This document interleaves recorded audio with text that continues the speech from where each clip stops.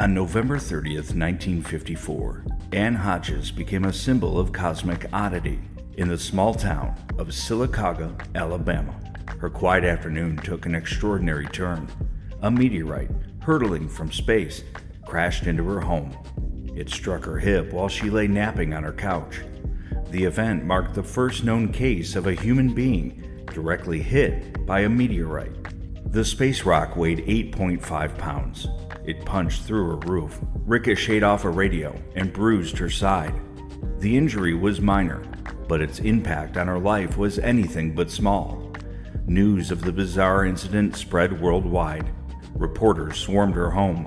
Photographers captured the bewildered woman holding the blackened rock. Her face showed both pain and disbelief. Meteorites enter Earth's atmosphere daily, but most burn up before reaching the surface.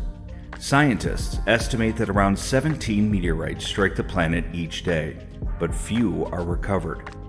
The odds of one hitting a person are astronomically low. Ann Hodges remains the only documented case of a human being struck and injured by a meteorite. The rarity of this event added to the media frenzy around her story. The meteorite should have brought fortune, but it brought chaos instead. Ann and her husband, Eugene, soon found themselves in a bitter legal battle. Their landlord, Mrs. Bertie Guy, claimed ownership of the meteorite. She argued it fell on her property. The dispute dragged on, draining the Hodges' energy and resources. Eventually, they paid Mrs. Guy $500 to keep the rock. By then, its novelty had faded. Ann's health began to decline under the stress. The publicity was relentless. She had little privacy and no peace.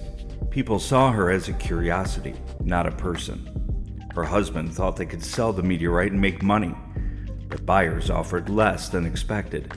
They eventually donated it to the Alabama Museum of Natural History. Over time, Ann retreated from the spotlight. The meteorite that could have brought her fame and wealth instead brought frustration. Her marriage faltered, and her health worsened.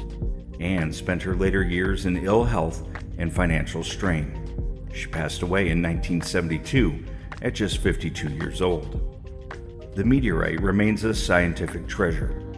For Ann, though, it was a cosmic misfortune.